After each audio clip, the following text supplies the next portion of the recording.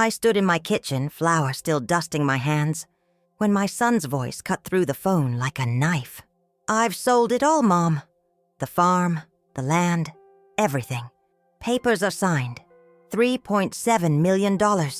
You need to start packing for Meadowbrook Estates, that assisted living facility in town. The deal closes in 2 weeks." My heart should have stopped.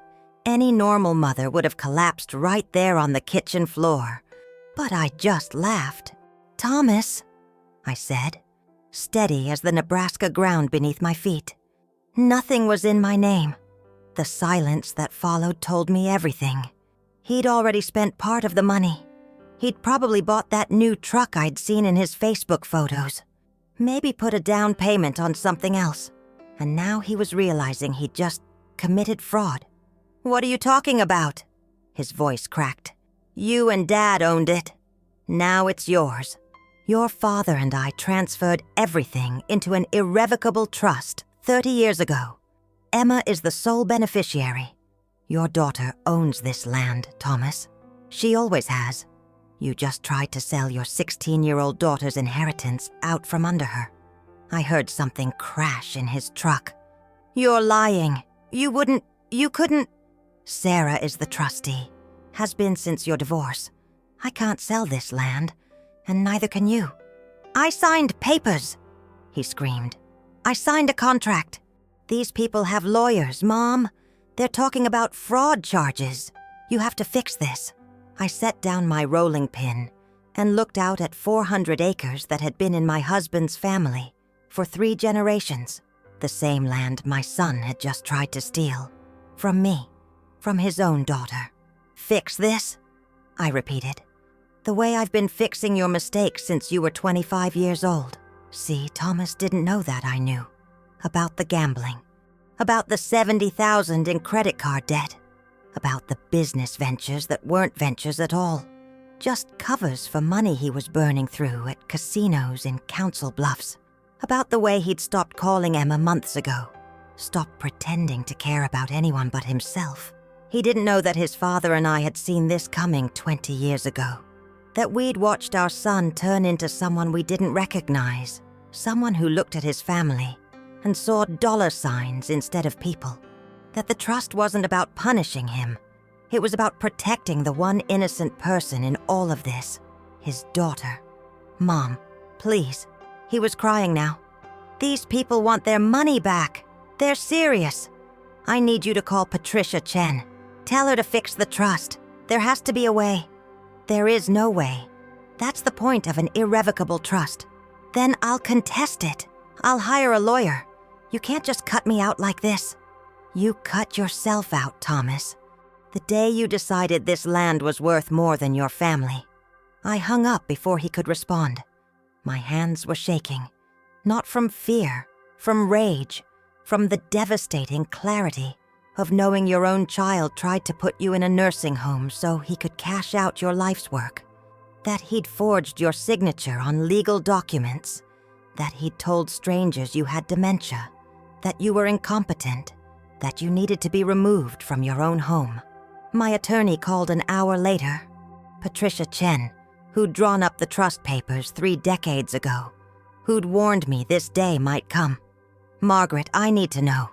Do you want to press charges against your son?" I couldn't answer. Because pressing charges meant Thomas would face felony fraud. Prison time, probably. His life would be destroyed. But not pressing charges meant Emma would watch her grandmother protect the man who tried to rob her. Meant teaching my granddaughter that family loyalty trumped justice. That blood was thicker than right and wrong. "I need time," I told Patricia. "You have 24 hours. After that, the developer's legal team files. And once that happens, it's out of your hands." Thomas called 17 times that night. I didn't answer. I sat at my kitchen table. The same table where I'd fed him breakfast for 18 years. Where he'd done homework and told us about his dreams. And I tried to remember when I'd lost him. Was it after his father died?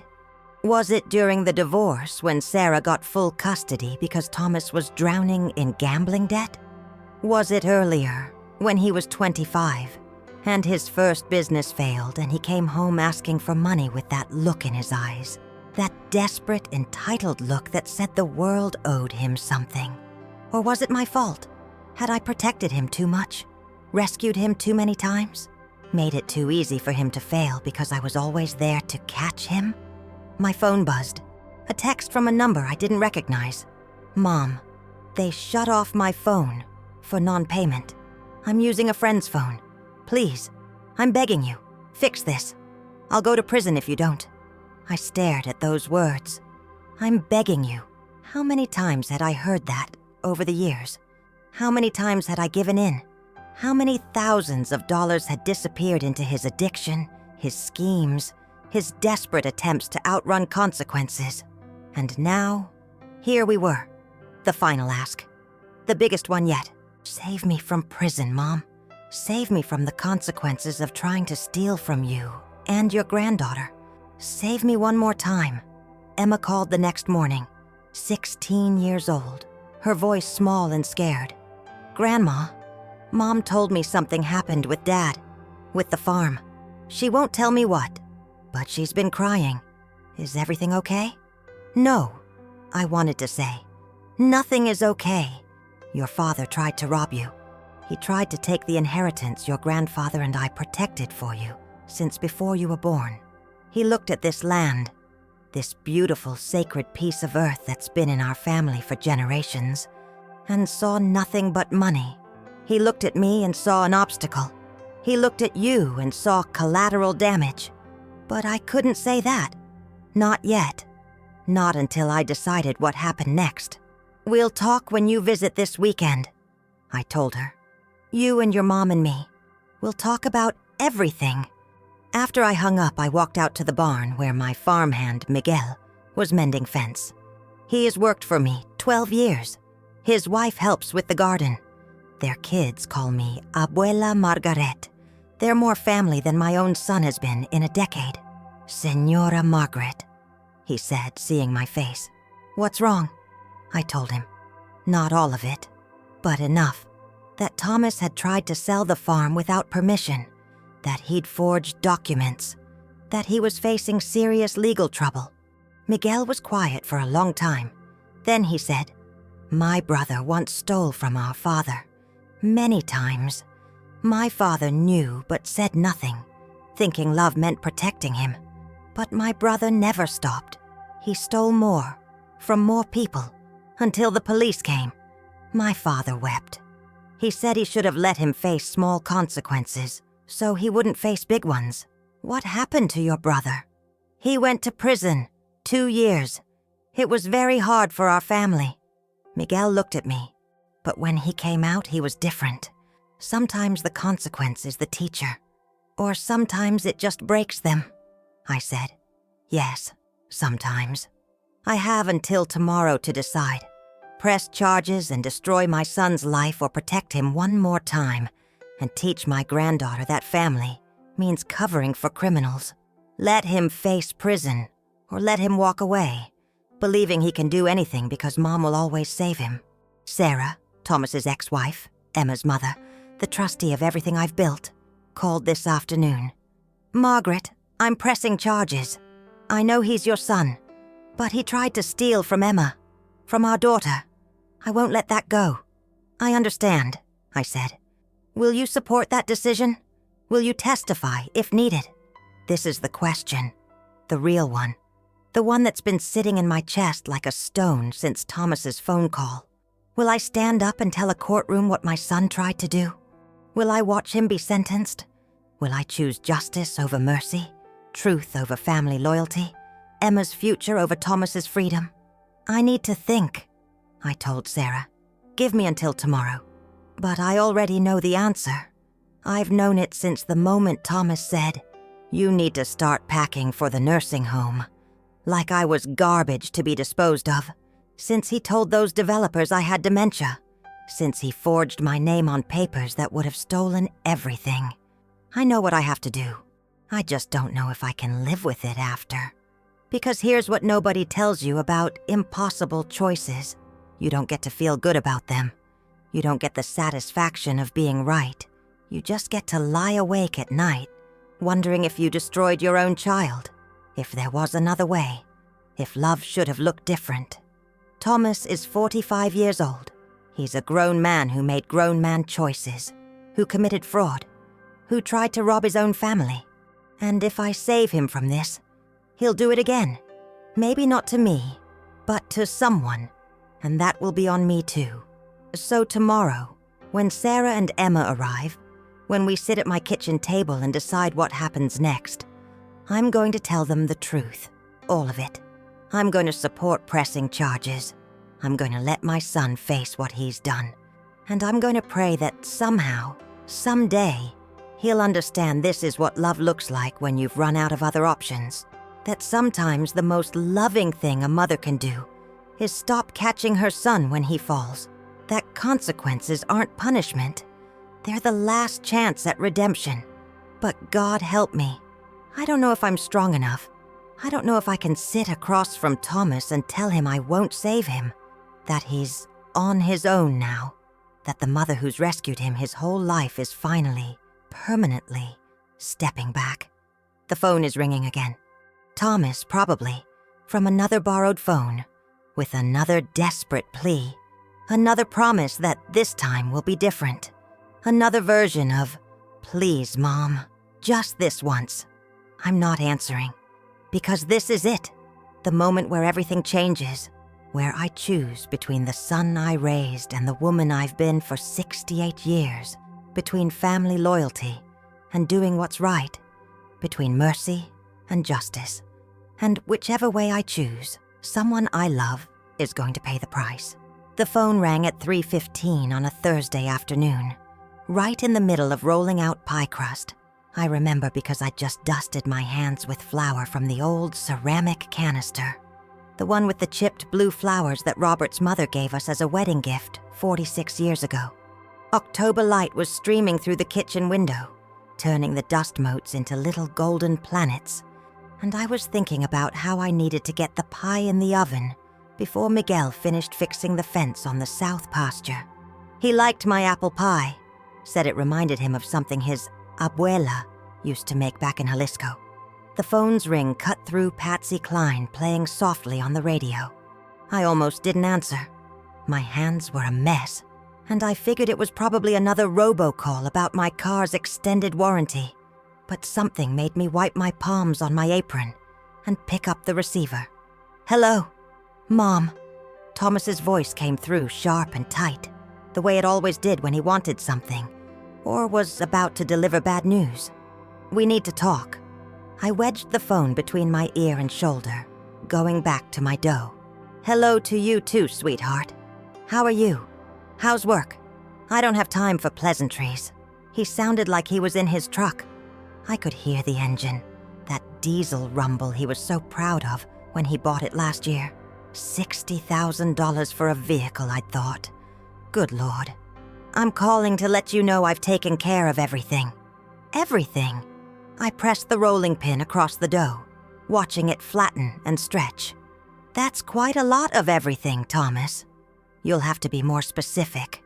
"The farm, Mom. The land. I found a buyer." My hands stopped moving. Outside, a meadowlark called from the fence post. The same fence post where Robert used to sit every morning with his coffee, watching the sun come up over the hills. "You found a buyer," I repeated slowly. 3.7 million. His voice had that edge of triumph now. That sound of a man who thought he'd finally won. "Developer from Denver. They're going to build luxury cabins along the river, maybe a resort lodge. It's done, Mom. Papers are signed. Money transfers in 2 weeks." I looked out the window at the land that rolled away in every direction. 400 acres of prairie grass and cropland, cottonwood trees lining the creek, the old red barn that Robert's grandfather built in 1947. The cattle were dark spots in the distance, grazing in the afternoon sun. The windmill Robert and Thomas installed together when Thomas was 15 stood tall against the blue sky, its blades turning slowly in the October wind. "And you called to tell me this," I said, keeping my voice level. Because you need to start packing." He said it matter-of-factly, like he was telling me the weather forecast. I've been looking at facilities in town. Meadowbrook Estates has an opening. It's nice. They have activities, a cafeteria, nurses on staff. You'll be much better off there than trying to manage this place alone at your age. At my age. I was 68 years old, still got up at 5:30 every morning, still managed 300 head of cattle with Miguel's help, still kept the books and paid the bills and made sure the property taxes were filed on time. At my age. Meadowbrook Estates, I said. The nursing home. Assisted living facility, Mom. Don't be dramatic. I heard him take a drink of something. Probably that energy drink he was always gulping down. Look, it's for the best. You can't keep doing this. The place is falling apart. You're getting older, and frankly, the money from this sale will set up everyone. My cut alone will clear my debts, and then some. Your cut, I thought. Of course. Thomas, I said, and something in my voice must have changed because he went quiet. Let me ask you something. Did you happen to check whose name is on the deed? A pause. What do you mean? You and Dad owned it. Now it's yours. And as your son, nothing is in my name, Thomas. I said it clearly, each word deliberate. Nothing. The silence on the other end stretched out long enough that I thought he might have hung up. Then, what are you talking about? Your father and I transferred everything into a trust 30 years ago. An irrevocable trust. Emma is the sole beneficiary. The land, the house, the livestock, all of it. It's hers. It will be fully hers when she turns 25. I heard him breathing now, quick and sharp. That's not... You can't... Sarah is the trustee. I continued, going back to my pie crust because my hands needed something to do. She has been since the divorce. Your father and I have life estate rights, which means I can live here and manage the property until I die, but I don't own it. I can't sell it, and neither can you. You're lying, his voice cracked. You wouldn't do that. You wouldn't cut me out like that. I didn't cut you out of anything. Thomas, you were never cut out. But the land needed protecting, and we protected it. From what? From me? Now he was getting loud. That anger I'd heard too many times over the years. I'm your son, your only child, and you gave everything to Emma? To a 16-year-old kid? To your daughter? I said quietly. Yes. This is insane. This is... He was spiraling now. I could hear it. I signed papers, Mom. I signed a contract with these people. There's money involved. They've already started. Jesus Christ, what have you done? What have I done? I set the rolling pin down carefully. Thomas, let me ask you something. Did you think about asking me before you tried to sell my home out from under me? Did you think about Emma? About what this land means? It's just dirt, he shouted. It's just empty dirt in the middle of nowhere, and you're sitting on a fortune. Do you know what I could do with that money? Do you know what kind of life I could have? I know exactly what kind of life you could have, I said. The same kind you've had with every other dollar that's passed through your hands. Gone in 6 months, and then you'd be back asking for more. I heard something crash in the background, like he'd thrown something, or hit the dashboard. I need to talk to the lawyer. I need to... Who's the trustee? Sarah? I'll call Sarah. She'll fix this. Sarah won't fix anything, Thomas. She can't. That's the point of an irrevocable trust. Then I'll contest it. I'll hire a lawyer and I'll contest the whole thing. You can't just... Patricia Chen drew up the papers, I said. She's one of the best estate attorneys in Nebraska. Everything was done legally, properly, with your father's full consent. There's nothing to contest. Another long silence. When he spoke again, his voice was different, smaller, desperate. Mom, please. These people I signed with, they're serious. They're talking about lawyers, about fraud charges. I need you to fix this. And there it was. The real reason for the call. Not triumph, Not even greed. Fear. Fix this, I repeated softly. The way I've been fixing your mistakes since you were 25 years old? That's not fair. The business venture in Omaha that cost us $15,000? The credit cards we paid off? The gambling debts? My voice was still calm, but something old and tired was rising up in me. We refinanced part of this farm to help you, Thomas. We put our land at risk because you were our son, and we loved you. And every time you promised it would be different. This is different. I'm in real trouble here, Mom. I know you are. I looked down at my hands, at the flour and the age spots, and the wedding ring I still wore. And I'm trying to decide what to do about it. What do you mean, decide? You have to help me. I'm your son. You're also a grown man who tried to commit fraud, I said. Who forged my signature on documents, who planned to put his own mother in a nursing home and take money that belongs to his daughter. It wasn't like that. Then what was it like, Thomas? I asked. Explain it to me. Help me understand how you thought any of this was okay. He didn't answer. I could hear him crying now. Those harsh, gasping sounds of a man who wasn't used to crying. Part of me, the part that had rocked him to sleep as a baby, that had bandaged his scraped knees, that had cheered at his little league games, wanted to tell him it would be all right, that I'd make it all right, but I didn't. I need to think, I said finally. I need to pray on this. Pray? Are you serious? Mom, these people want their money back. I'll call you tomorrow, I said. Goodbye, Thomas. I hung up before he could respond. The kitchen was very quiet. Patsy Cline had ended, and now it was just the tick of the old clock on the wall and the sound of my own breathing. My hands were shaking. I looked down at the pie crust, half rolled, and suddenly I couldn't remember why I was making it or what I was supposed to do next.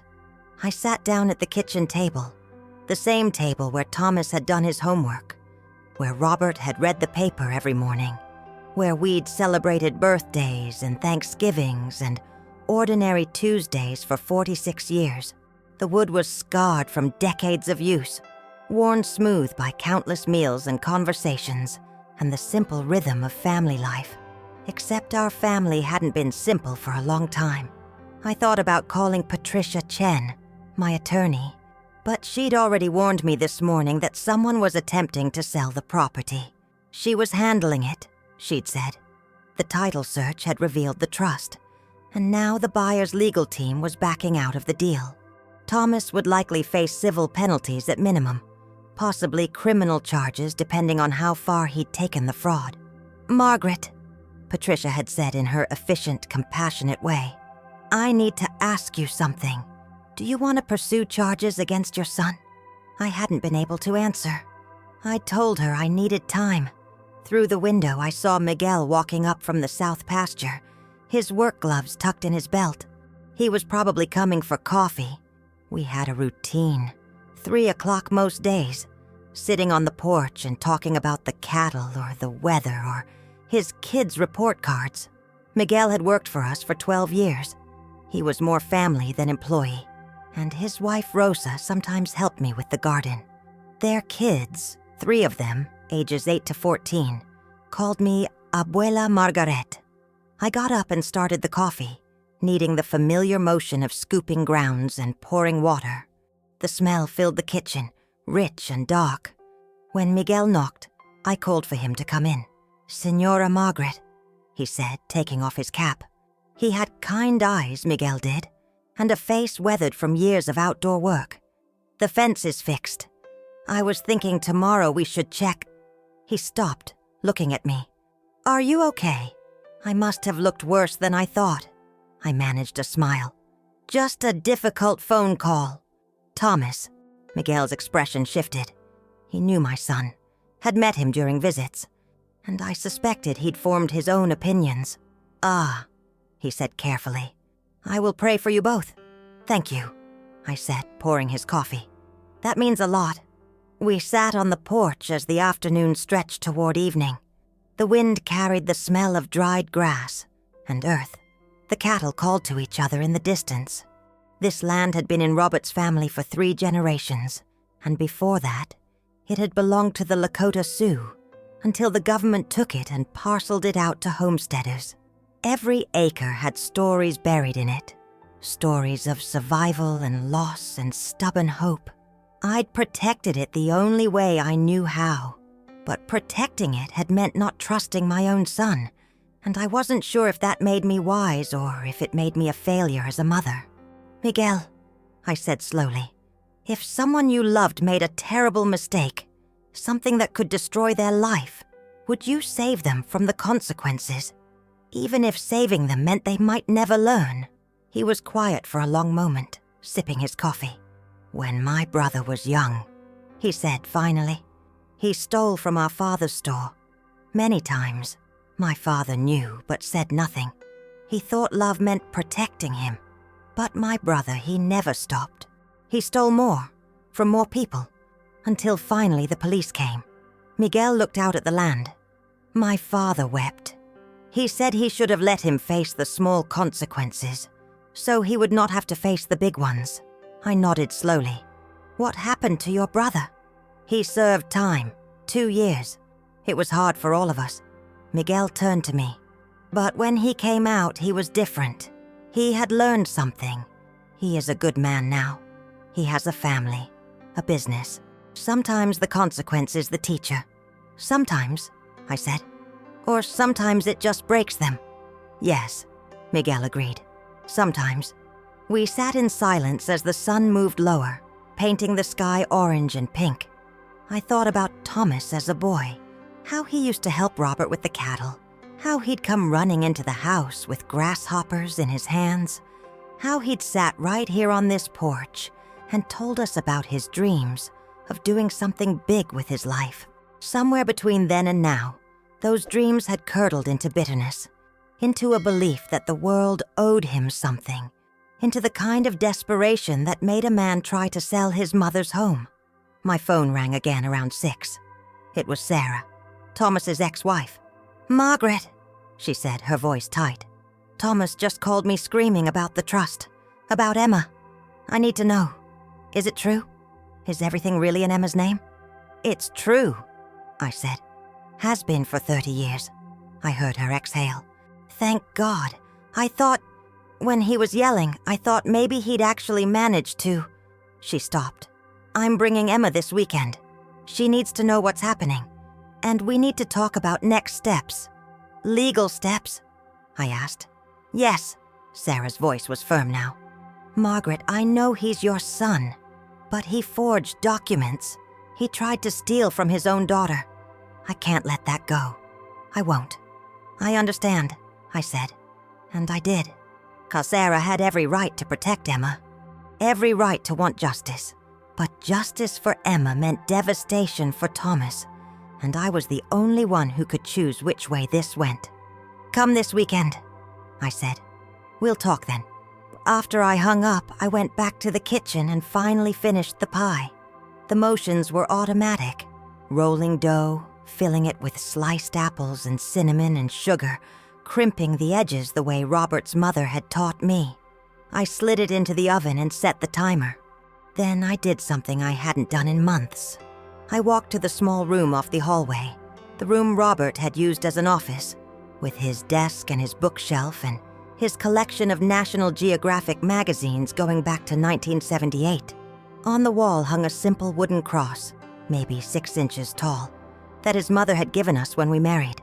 I sat in his chair and looked at that cross for a long time. "I don't know what to do," I said out loud to the empty room, to God, to Robert's memory, to anyone who might be listening.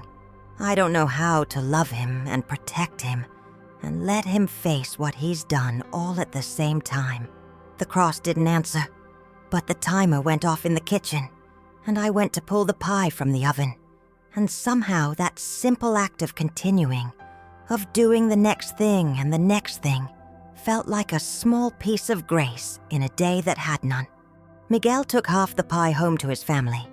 I wrapped it in foil and sent him off with a wave, watching his truck bounce down the dirt road toward the small house where he lived with Rosa and the kids. The evening settled over the farm like a blanket. I stood on the porch, a mug of tea in my hands, and watched the stars come out one by one over the Nebraska prairie. The wind whispered through the grass. The cattle settled for the night. Somewhere in the dark, a coyote called. And I thought about tomorrow, when I would have to decide whether mercy looked like rescue, or whether it looked like stepping back and letting my son face the full weight of what he'd done. I thought about Emma, 16 years old and innocent in all this, who deserved to inherit something better than debt and betrayal. I thought about the land itself, patient and enduring, waiting to see what we would do with the legacy it represented. And I thought about forgiveness, how it wasn't the same as forgetting, and how sometimes the most loving thing you could do was refuse to make someone's mistakes easier. The phone was quiet now. The house was quiet. I was alone with my thoughts and my faith and the terrible freedom of choice. Tomorrow, Sarah and Emma would arrive. Tomorrow, I would have to explain to my granddaughter that her father had tried to rob her. Tomorrow, I would have to look my son in the eye and tell him whether I would save him or not. But tonight, I stood on this porch that had witnessed 3 generations of Hollis family joy and sorrow, and I prayed for wisdom I wasn't sure I possessed. The land stretched out dark and endless under the stars, holding its secrets and its stories, waiting to see what we would write next. Friday morning arrived cold and gray, the kind of October morning that promised winter was coming, whether Nebraska was ready or not.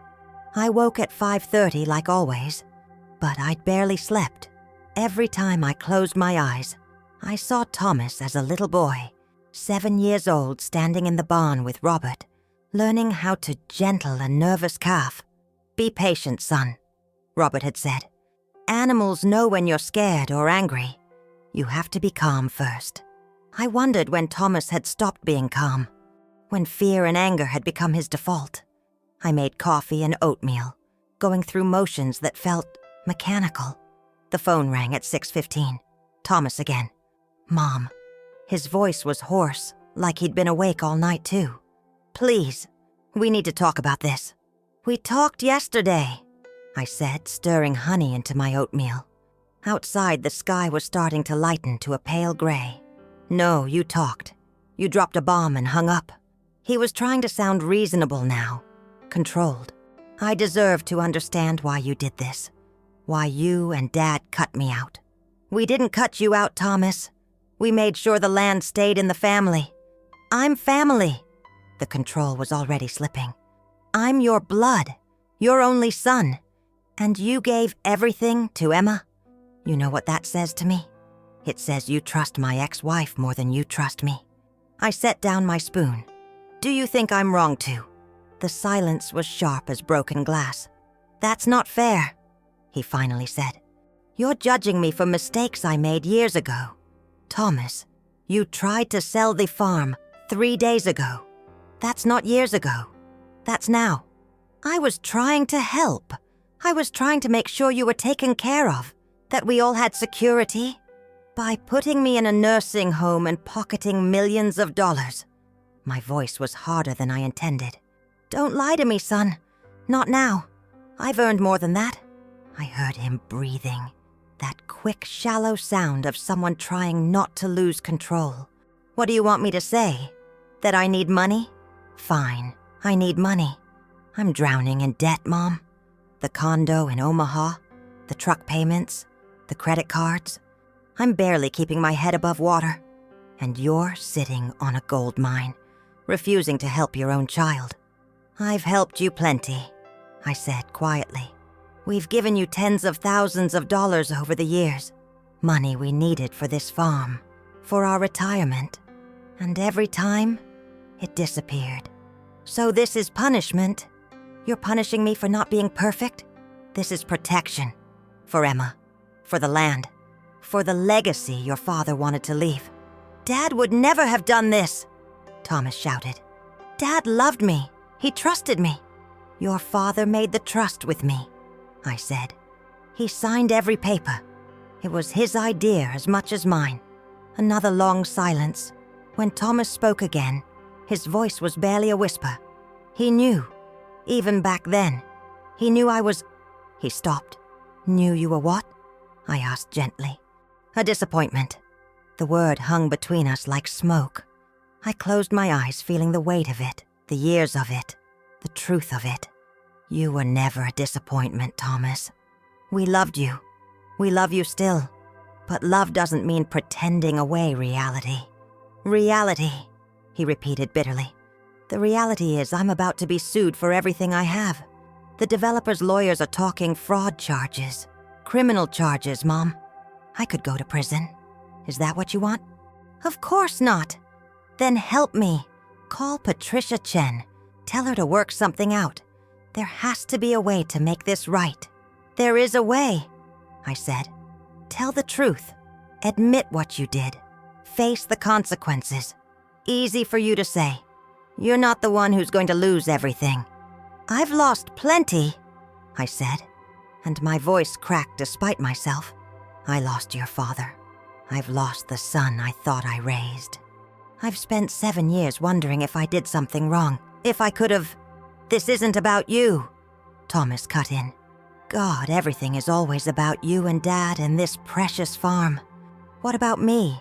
What about what I need? What do you need, Thomas? I asked. Really need? I need my mother to act like a mother. I need you to protect me, instead of throwing me to the wolves. And Emma? I asked quietly. What does she need? He didn't answer. Your daughter, Thomas. The girl you haven't called in 3 months. The girl whose college fund you tried to steal. What does she need? Don't. She needs to know that someone will stand up for her. I continued. That someone will choose what's right over what's easy, even if it costs them. You're choosing her over me. I'm choosing the truth, I said. There's a difference. He hung up without saying goodbye. I sat there at the kitchen table for a long time, my oatmeal going cold, watching the sun come up pale and weak over the horizon. My hands were shaking. My heart felt like a bruise inside my chest. I called Patricia Chen at 8 o'clock, when I knew her office would be open. Margaret, she said warmly. I was going to call you this morning. We need to discuss next steps. What are my options? I asked. Legally, several. I heard papers rustling. The developer's legal team wants to settle quietly. They're backing out of the deal, obviously. But they've spent significant resources on due diligence, surveys, architectural plans. They want reimbursement from Thomas for their costs. Probably around $200,000. I felt dizzy. He doesn't have that kind of money. I know. Which means they'll pursue a civil judgment, wage garnishment, possibly force bankruptcy. Patricia paused. There's also the criminal angle. Forgery, fraud, attempted theft by deception. The county attorney is reviewing the case. Can I stop that? The criminal charges? Not really. Once a crime is reported, it's out of your hands. The state decides whether to prosecute. Another pause. But Margaret, there's something you should know. Sarah called me yesterday. She wants to press charges on Emma's behalf. As trustee, she has the standing to do so. My stomach dropped. She told me she was coming this weekend to talk. She's protecting her daughter. I don't blame her. Patricia's voice was gentle. Margaret, I need to ask you something, and I need you to be honest with me. What do you want to happen here? I looked out the window at the land, at the barn where Thomas had learned to ride a horse at 6 years old, at the creek where we'd scattered Robert's ashes.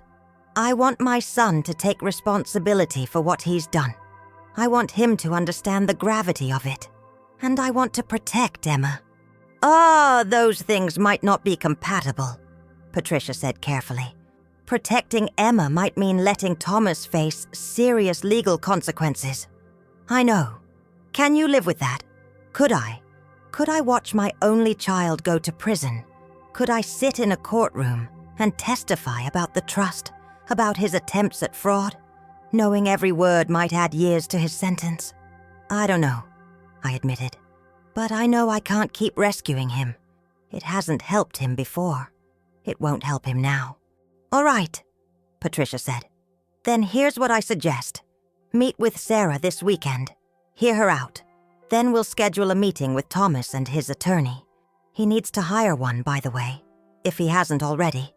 We'll lay out the facts, the potential consequences, and what cooperation might look like. Cooperation? If Thomas admits what he did, returns any money he's already spent, and agrees to restitution, it might mitigate some of the penalties. Not all. He'll still face consequences, but it could mean the difference between prison and probation. After we hung up, I went out to do the morning chores. Miguel was already in the barn, feeding the horses. He looked up when I came in, his expression concerned. You look tired, Señora. I am tired, I admitted.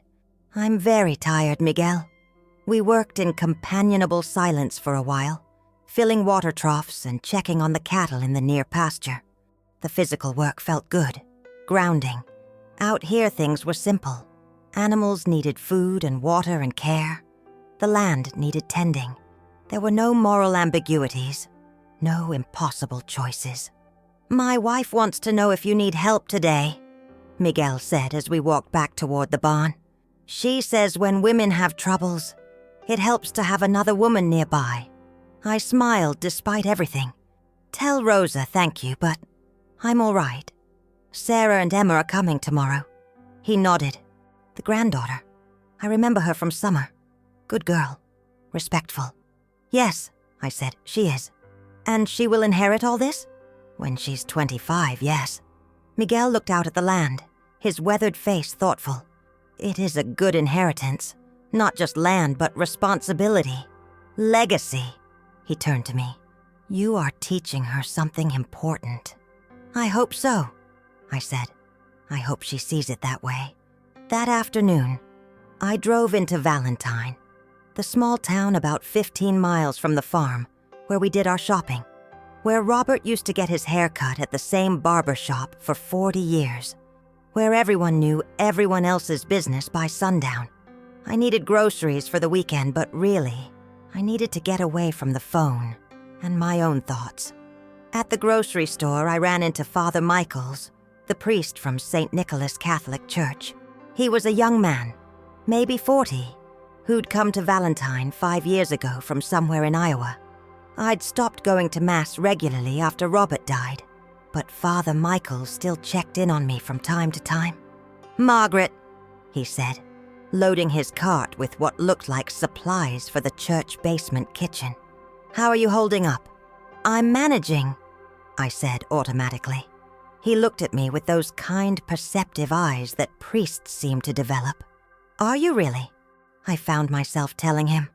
Not everything, not the legal details, but the heart of it. My son in trouble. The choices I had to make. The weight of loving someone while knowing they needed to face hard truths. We stood there between the canned goods and the pasta aisle while I spoke, and he listened without interrupting. You're asking the right questions, he said finally. What does love require of us? Sometimes it requires softness. Sometimes it requires strength. The hard part is knowing which is which. How do I know? I asked. Prayer, conscience, the counsel of people you trust. He smiled gently. And maybe asking yourself, what would serve his soul best in the long run? Not his comfort, not his immediate happiness, but his soul. His soul. I thought about Thomas's soul, the part of him that had once been pure and hopeful and good, the part that might still exist somewhere under all the bitterness and desperation. He's so angry, I said quietly. At me, at his father, at the world. I don't know if there's anything underneath the anger anymore. Anger is usually a mask, Father Michaels said. Under it, there's almost always fear and pain. But the anger has to crack before you can reach what's underneath. And if it doesn't crack, if he just gets harder, then you've done what you could. Margaret, you're not responsible for saving him. You're responsible for being honest with him, for setting boundaries, for treating him with dignity, while also treating him like an adult who can face consequences. He paused. That's not abandonment. That's faith in his capacity to grow. We talked for a few more minutes, then parted ways. As I loaded groceries into my truck, I thought about faith. Not just faith in God, but faith in people, in their ability to change, to learn, to become better than they were. Did I have faith in Thomas? Did I believe he could face this crisis and emerge different on the other side? I wanted to, but want and belief weren't the same thing. That evening I sat at Robert's desk again and pulled out an old photo album. Pictures of Thomas growing up. First day of school, Little League, helping Robert with hay bales, graduation day. In every photo he was smiling. When had the smile become forced? When had the light in his eyes started to dim? I found a photo from his wedding day. Him and Sarah, both so young, both looking at each other like they'd discovered the secret to happiness.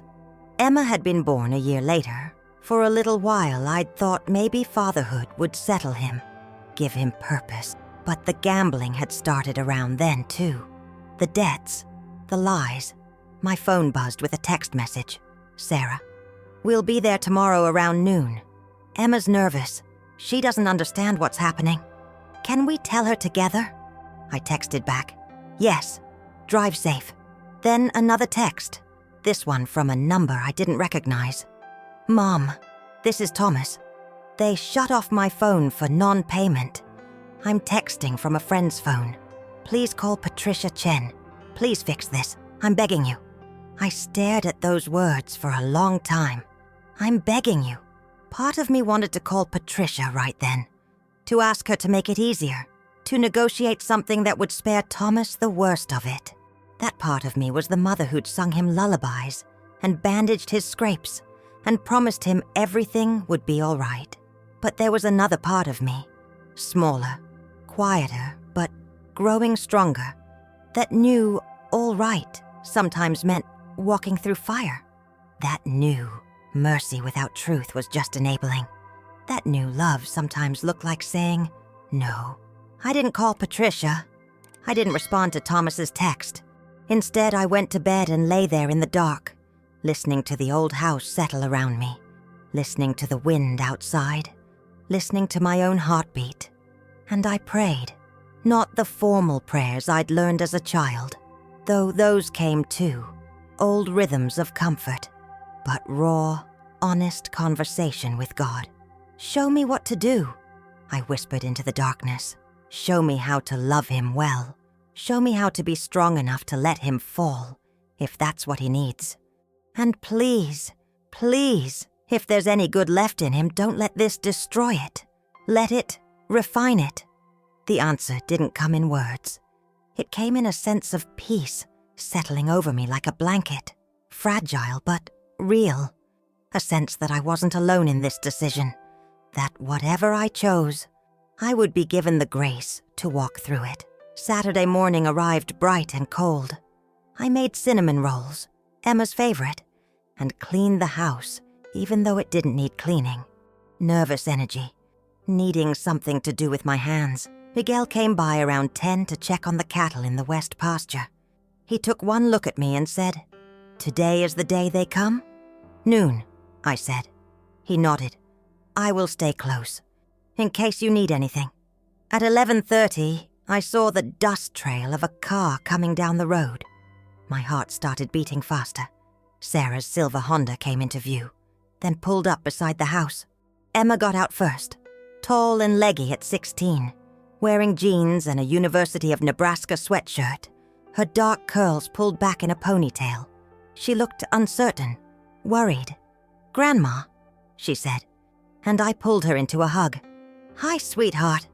I'm so glad you're here." Sarah came around the car, looking tired but determined. She'd always been pretty, delicate features, warm brown eyes. But today she looked older than her 42 years. We went inside, and I poured coffee for Sarah and hot chocolate for Emma. We made small talk for a few minutes. School, Emma's classes, the weather. But the tension was thick. Finally, Emma set down her mug and looked at me directly. "Grandma, Mom said Dad did something bad.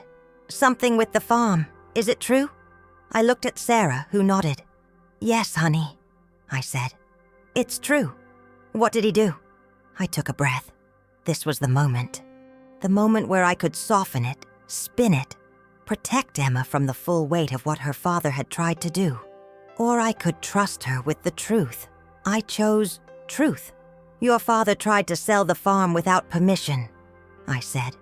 "He forged my signature on documents and told the buyers that I had dementia, that he had power of attorney. He was going to take the money from the sale and put me in a nursing home." Emma's face went white.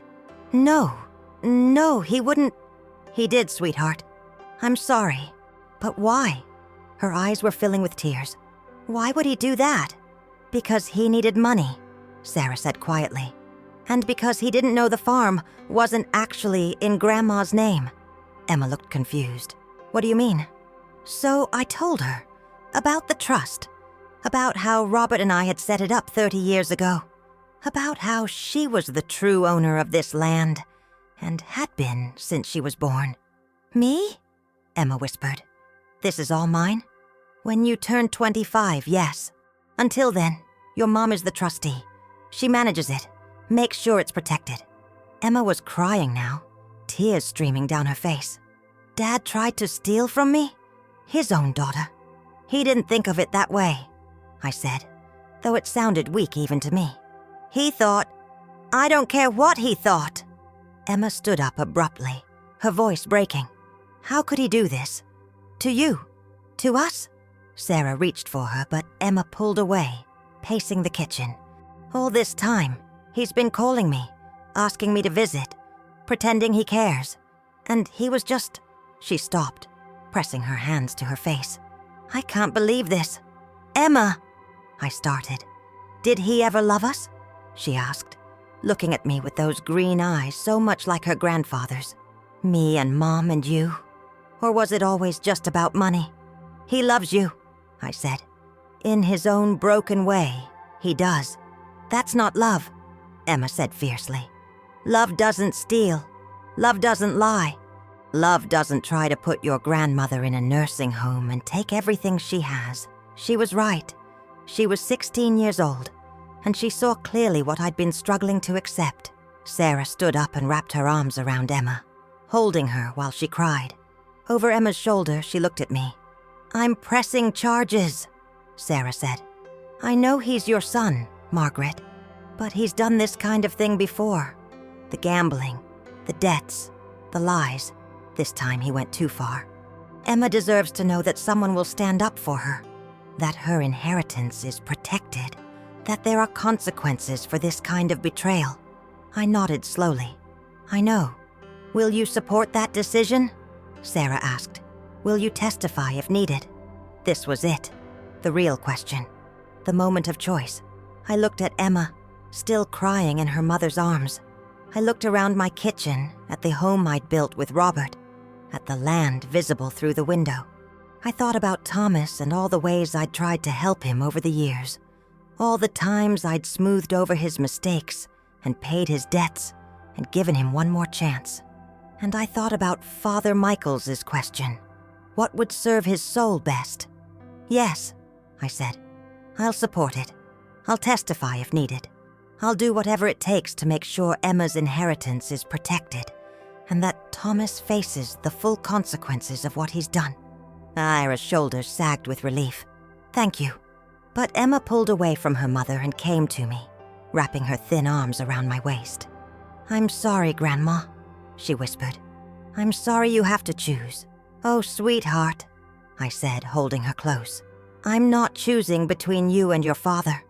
I'm choosing what's right. There's a difference." We stood like that for a long moment, 3 generations of women holding each other up in the kitchen, where so many meals and conversations and ordinary moments had unfolded over the decades. Outside, the Nebraska wind swept across the prairie. The cattle called to each other. The windmill turned slowly against the autumn sky. And somewhere in Omaha, my son was learning that the life he'd tried to build on lies and theft and broken promises was finally, irreversibly, crashing down around him. I just prayed that when it finished falling, there would be something left to rebuild. The meeting with Thomas happened on a Tuesday morning, 3 weeks after that phone call that had changed everything. Patricia Chen had arranged it at her office in Lincoln. Neutral ground, she called it. Though nothing about this situation felt neutral to me. I drove the 2 hours alone, leaving before dawn. Emma and Sarah had offered to come, but I'd asked them to wait. This was something I needed to face as Thomas's mother, not as Emma's grandmother or the farm's protector. Just as the woman who'd raised him, who'd loved him, first and longest. The Lincoln skyline appeared on the horizon as the sun came up, turning the glass buildings gold and pink. I'd always liked Lincoln. It was big enough to feel like a real city, but small enough that you could still find your way around. Robert and I used to come here for Cornhuskers games when Thomas was young. He'd wear his red jersey and cheer until his voice was hoarse. I wondered if he remembered those days. If any part of that boy still existed inside the desperate man I was about to face. Patricia's office was downtown, in a renovated brick building that had probably been a warehouse once. I took the elevator to the 3rd floor, my hands clutching my purse like it might anchor me. She met me in the waiting room, professional in a navy suit but with kind eyes. "Margaret, thank you for coming. Thomas is already here with his attorney. How is he?" I asked. "Scared," she said simply, which is appropriate. We walked down a hallway lined with law books and framed degrees. Through a glass door, I could see a conference room. Thomas sat at a long table, his back to us, shoulders hunched. Next to him was a young man in a cheap suit. His public defender, I assumed. Thomas couldn't afford a private attorney anymore. Patricia opened the door and Thomas turned. I barely recognized him. In 3 weeks, he'd aged years. His face was gaunt, unshaven. His eyes were hollow, rimmed with dark circles. His hands shook as he gripped the edge of the table. "Mom," he said, and his voice cracked. I sat down across from him, Patricia beside me. The public defender. He introduced himself as Jason Reeves, looked young and overwhelmed. "Thank you all for coming," Patricia began. "We're here to discuss the situation and explore whether there's a path forward that serves everyone's interests." "Everyone's interests," Thomas repeated bitterly. "You mean a way to keep me out of prison while still destroying my life?" "Thomas," Jason started, but Thomas cut him off. "No, let's be honest about what this is. My own mother is here to watch me grovel, to watch me beg for mercy, while she holds all the cards." He looked at me with something that might have been hatred, or might have been desperation. I couldn't tell anymore. "Isn't that right, Mom? I'm here because you're my son," I said quietly. "And because I want to understand what happened." "What happened?" He laughed, sharp and painful. "What happened is, I spent my whole life trying to measure up to Dad's expectations and failing. What happened is, I watched you two build this perfect little empire on that farm while I couldn't keep a business afloat for 6 months. What happened is, I finally saw a way out, a way to have something for myself, and you'd already made sure I couldn't have it. The farm was never meant to be your way out," I said. "Then what was it meant to be?" he demanded. "Because from where I'm sitting, it looks like you and Dad decided I wasn't worthy of it. That Emma, who's barely driven a tractor, who visits for 2 months a year, she's more deserving than your own son." "It wasn't about deserving," I said. "It was about protecting. Protecting!" He slammed his hand on the table. "You keep saying that word like it means something noble. You weren't protecting the farm, Mom. You were protecting it from me, from your own child. Do you have any idea what that feels like?" The pain in his voice was real, raw, and despite everything, despite the fraud and the lies and the betrayal, I felt it pierce straight through me. "Yes," I said softly. "I do know, because every decision your father and I made about that trust, we made knowing it meant we didn't trust you. And that broke our hearts, Thomas. It broke mine every single day." He stared at me. And for a moment, I saw the little boy again. The one who'd come to me crying when the other kids teased him. The one who'd needed reassurance that he was loved, that he was enough. "Then why did you do it?" he whispered. "Because love isn't the same as trust," I said. "Because we could love you completely and still see clearly that you were struggling with something we couldn't fix for you. The gambling, the debts, the risky business ventures. Thomas, you were in trouble by the time you were 25. We tried to help. We gave you money, paid off your debts, believed your promises, but it never stopped. It just got worse. So you gave up on me. We gave up on solving your problems for you," I corrected. "There's a difference." Patricia cleared her throat gently. "Perhaps we should discuss the current situation and what options exist going forward." She laid out the facts in her calm, professional way. The developer was pursuing civil damages. They wanted $200,000 for their costs. The county attorney was considering criminal charges, forgery, fraud, attempted theft by deception. With Thomas's prior record, gambling-related fraud from 10 years ago that had resulted in probation, prison time was likely if he was convicted. "However," Patricia continued, "there are mitigating factors we can present. If Thomas cooperates fully, admits wrongdoing, and agrees to restitution, we might negotiate reduced charges, possibly probation instead of prison time, though nothing is guaranteed." "Restitution with what money?" Thomas asked hollowly. "I have nothing. Less than nothing." "The court would set up a payment plan based on your income," Jason explained. "It wouldn't be quick, but it would be manageable." "And the criminal charges?" Thomas looked at me. "Can you drop those?" "Oh, it's not up to me," I said. "The state decides whether to prosecute, but Sarah, as trustee for Emma, can choose whether to pursue charges on Emma's behalf. Right now, she intends to." Thomas's face crumbled. "Emma. God, Emma must hate me." "She's hurt," I said. "She's confused. She doesn't understand how you could do this." "Neither do I," he said quietly. "I mean, I do. I needed the money. I was desperate. I thought..." He stopped, pressing his palms against his eyes. "I thought if I could just get ahead, just once in my life get ahead instead of drowning, then everything would be different. I'd be different. Money doesn't change who you are," I said. "It just reveals it." He looked up at me, and his eyes were wet. "So what does this reveal about me, Mom? That I'm a thief? That I'm willing to betray my own family for a few $1 million? That I'm exactly the failure Dad always thought I was? Your father never thought you were a failure." "Yes, he did. I saw it in his eyes every time I came home, every time I had to ask for money or admit another business went under. He was disappointed in me. You both were. I thought about Robert then, about the nights he'd lain awake worrying about Thomas, the way he'd aged trying to figure out how to help our son without enabling him. The trust had been his idea initially.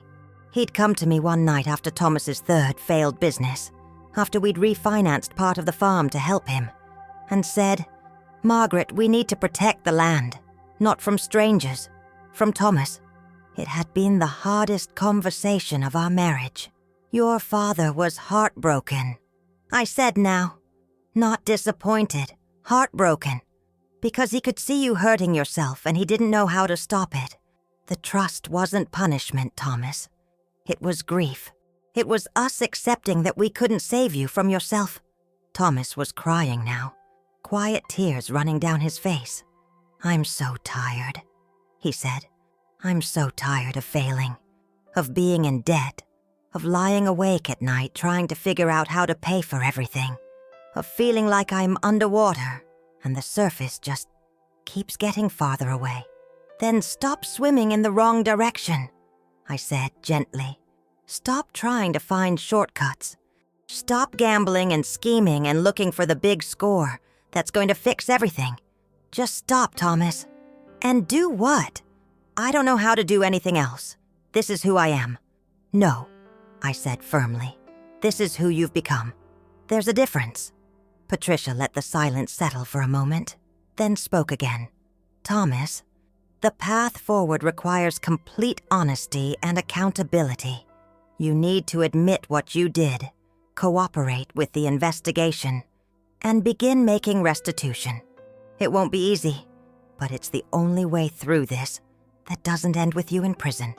"And if I do all that," Thomas asked, his voice small, "what happens to me and Mom?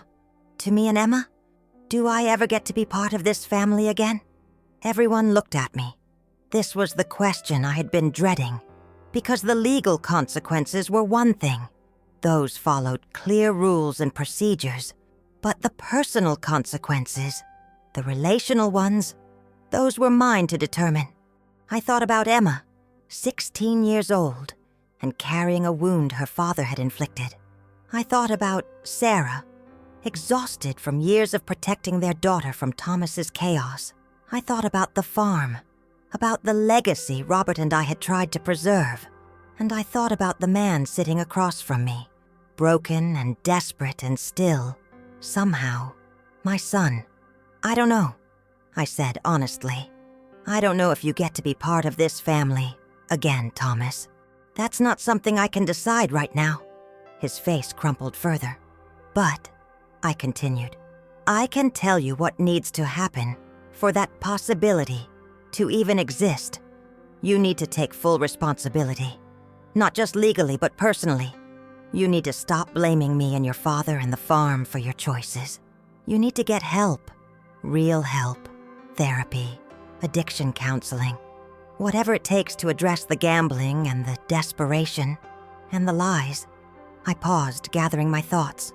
"You need to understand that Emma doesn't owe you forgiveness. Neither does Sarah. Neither do I. Forgiveness isn't automatic just because we're family. It's something you have to earn back, piece by piece, through changed behavior over time. Years, probably. Maybe longer." "And if I do all that?" Thomas asked. "If I take responsibility and get help and try to change, will you give me a chance?" "I'll give you space to try," I said. "But I won't rescue you anymore. I won't pay your debts, or smooth over your mistakes, or pretend things are okay when they're not.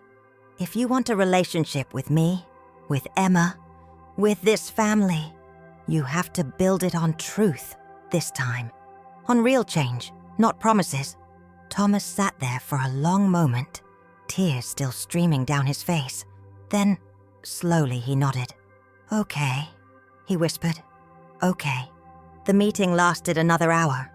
Thomas agreed to cooperate fully with the investigation, to admit what he'd done, to work with Jason on a plea agreement that would involve restitution and probation, if possible. Patricia would coordinate with Sarah and the county attorney. As we stood to leave, Thomas caught my arm. "Mom, wait." I turned back. "I'm sorry," he said. "For all of it. For the gambling, for the lies, for trying to take the farm, for..." His voice broke. "For not being the son you deserved." I put my hand on his cheek, feeling the stubble and the warmth of him. This child I'd carried and raised and loved through everything. "You were always the son I deserved," I said. "Because you were the son I got. I just want you to be better than you've been, Thomas. I know that person is still in there somewhere." I left before he could respond, before my own tears could start. The drive back to Valentine felt longer than the drive in. I stopped halfway at a rest area off Highway 20 and sat in my truck, watching semis rumble past, letting myself feel everything I'd been holding back. I called Father Michaels. "Margaret," he answered on the second ring. "How did it go?" I told him everything. The meeting, Thomas's pain, my decision to support the legal consequences while leaving the door open for future reconciliation. "I feel like I'm abandoning him," I said. "Like I'm choosing the farm and Emma over my own son." "You're choosing accountability," Father Michaels said gently. "You're choosing to let him face the natural consequences of his actions. That's not abandonment. That's faith." "Faith in what?" "In his capacity to change. In the possibility of redemption. Margaret, if you kept rescuing him, you'd be telling him he's incapable of taking responsibility, incapable of growth. By stepping back, you're saying, I believe you can do this. I believe you can face this and come out the other side a better man. That's actually profound faith in him. I let those words settle over me. Profound faith, not in Thomas's current behavior, but in his potential, in the person he might still become if he was finally forced to do the hard work of changing. It still hurts, I said. Of course it does. Loving people through their consequences is excruciating, but it's also sometimes the most loving thing we can do. When I got home, it was late afternoon. Miguel's truck was parked by the barn. He'd stayed late to check on some of the cattle. I found him mending a fence section, and he looked up as I approached. How was the city? He asked. Hard, I said, but necessary. He nodded, understanding without needing details. Rosa made tamales. She said to tell you to come for dinner if you don't want to cook. Tell her thank you, I said, but I think I need some quiet tonight. I made myself tea and sat on the porch as the sun set, watching the sky turn orange and purple and finally deep blue. The stars came out one by one, the same stars that had watched over this land for generations. My phone buzzed. A text from Emma. Mom told me about the meeting. Are you okay, Grandma? I texted back. Yes, sweetheart. Tired, but okay. How are you? Confused, sad, mad, everything at once. That's normal. That's healthy even. A pause then. Do you think he'll really change? I stared at that question for a long time. Did I? Could people really change at 45? After decades of patterns and choices? I think he has the chance to, I finally wrote. Whether he takes it is up to him. I don't know if I can forgive him. You don't have to right now. Maybe not ever. Forgiveness isn't required, Emma. Protecting yourself is. I love you, Grandma. I love you too, sweetheart. More than you know. The weeks that followed were strange, suspended between the crisis and whatever came next. Thomas pleaded guilty to attempted fraud and forgery. The judge sentenced him to 5 years of probation, 2,000 hours of community service, and restitution payments that would take him probably 15 years to complete. No prison time, but his life would be under scrutiny for years. The developer settled their civil case for a reduced amount after Thomas declared bankruptcy. He lost his condo, his truck, everything but basic necessities. He moved into a small apartment in Omaha and got a job at a warehouse. Manual labor, minimum wage, the kind of work he'd spent his whole life trying to avoid. Sarah sent me updates occasionally. Thomas was attending court-mandated therapy and Gamblers Anonymous meetings. He'd asked to see Emma, but she'd declined. Sarah supported her decision. Maybe someday, Sarah told me over the phone. But not yet. She needs time to heal. How is she? I asked. Some days better than others. She talks about the farm a lot, about wanting to study agriculture and environmental science in college, about maybe coming back here someday to run it. The thought filled me with something I couldn't quite name. Hope, maybe? Continuity. The sense that the land would endure, would be cared for, would remain what Robert and his father and grandfather had intended it to be. 3 months after the sentencing, I got a letter from Thomas. Actual handwritten letter, on lined paper, his familiar messy scrawl. Dear Mom, it began. I don't expect you to write back. I don't expect forgiveness or reconciliation or anything. But my therapist says I need to take responsibility without expectations. So here goes. The letter was 4 pages long. In it, he admitted everything. Not just the legal crimes, but the emotional ones. The years of manipulation and lies. The way he'd viewed everyone, including me and Emma, as resources to be extracted rather than people to be loved. The gambling addiction he'd never really addressed. The resentment he'd carried toward his father, and the farm, and the life he'd been born into, instead of choosing. I blame Dad for everything, he wrote, for not believing in me, for comparing me to the farm, for caring more about land than about his son. But the truth is, Dad just saw me clearly. He saw who I was becoming and tried to protect the things that mattered from the damage I would do. And he was right to. The letter ended simply, "I don't know if I can change. I don't know if I'll ever be the man you hoped I'd be. But I'm trying. That's all I can promise. I'm trying. Love, Thomas." I read it 3 times, then folded it carefully and put it in my desk drawer next to the photo album. I didn't write back immediately, but I didn't throw the letter away either. Spring came to Nebraska the way it always did, slowly with false starts and late snows, until suddenly the grass was green and the trees were budding and the creek was running high with snowmelt. Emma came to visit for spring break, and we worked together in the garden, planting tomatoes and beans and peppers.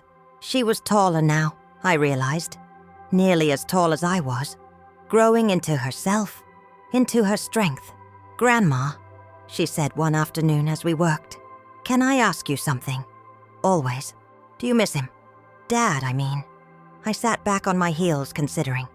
"I miss the boy he was," I said. "And I miss the relationship we used to have before everything got so complicated. But do I miss who he's been these last years? No. That person caused too much pain." Emma nodded slowly. "Mom says he's trying, going to therapy and meetings and stuff." "He is. Do you think he'll keep trying?" "I don't know, sweetheart. I hope so. But hope isn't certainty." She was quiet for a moment, pressing seeds into the dark soil. "I'm not ready to see him yet," she said finally. "Maybe never. Does that make me a bad person?" "No," I said firmly. "It makes you a person protecting herself. There's nothing bad about that. But you're his mom. Don't you want us to reconcile or whatever?" I reached over and tucked a curl behind her ear. "What I want is for you to be healthy and safe. If reconciling with your father serves that, then I support it. If it doesn't, I support you staying away. Emma, you don't owe anyone access to you. Not even family. Especially not family who've hurt you." She leaned against my shoulder and we sat like that in the garden, the sun warm on our backs, the smell of earth and growing things all around us. "I'm glad this place is mine," she said quietly. "I'm glad you and Grandpa protected it. So am I, sweetheart. So am I." That evening, I sat at Robert's desk and finally wrote back to Thomas. "Dear Thomas," I wrote, "I received your letter. Thank you for your honesty. Thank you for taking responsibility. I can't promise reconciliation, and I can't speak for Emma, but I can tell you that I'm proud of you for facing this, for getting help, for trying to change. That's more than I expected, and it matters. Keep going, one day at a time. Keep choosing the harder right over the easier wrong, and know that somewhere in Nebraska, your mother is praying for you. Always. Love, Mom." I mailed it the next morning on my way into town. I didn't know if it would make a difference, if Thomas would keep trying, or if he'd eventually fall back into old patterns, if Emma would ever be ready to have a relationship with her father, or if that bridge was permanently burned, if the land would still be here in 50 years, cared for by Emma's children, or if it would be sold to developers after all. I didn't know any of that, but I knew this. I had done what I could. I had protected what needed protecting. I had told the truth even when it was hard. I had chosen accountability over comfort, boundaries over false peace. I had loved my son enough to let him fall, and I had faith, fragile, tested but real, that from the bottom of that fall, he might finally learn to climb. The farm spread out around me in every direction, 400 acres of prairie and cropland and memory. Robert's ashes were scattered near the creek. His grandfather's barn still stood red and proud against the sky. The windmill turned in the wind. The cattle grazed. The seasons cycled on. And I stood on the porch where I'd stood for 46 years. a woman in the autumn of her life, grateful for the land beneath my feet and the chance, still, to tend it well. The legacy wasn't just the acres or the trust documents or the buildings. It was the choices we made about what mattered, what we protected, what we passed down. It was the lesson that love sometimes looked like saying no, that family could be both sacred and complicated, that the hardest kind of faith was the kind that required letting go. I didn't know how Thomas's story would end, but I knew how mine did, standing on this land, in this moment, at peace with the choices I'd made and the God who'd given me the strength to make them. And that was enough. That was more than enough. That was grace. The sun set over the Nebraska hills, turning the sky the color of fire and gold. I stood and watched until the last light faded and the stars emerged, ancient and constant and kind. Tomorrow I would wake early and make coffee and do the morning chores. I would call Emma and check on the garden. I would pray for Thomas, wherever he was, whatever he was facing. I would live another day on this land that had held 3 generations and would hold more. But tonight I stood in the gathering dark and let myself feel it all, the grief and the hope, the loss and the preservation, the terrible, beautiful weight of loving people enough to let them face the truth. The wind whispered through the grass like a benediction, and I whispered back, "Amen." My son called, yelling, "I've sold your whole farm and all the land.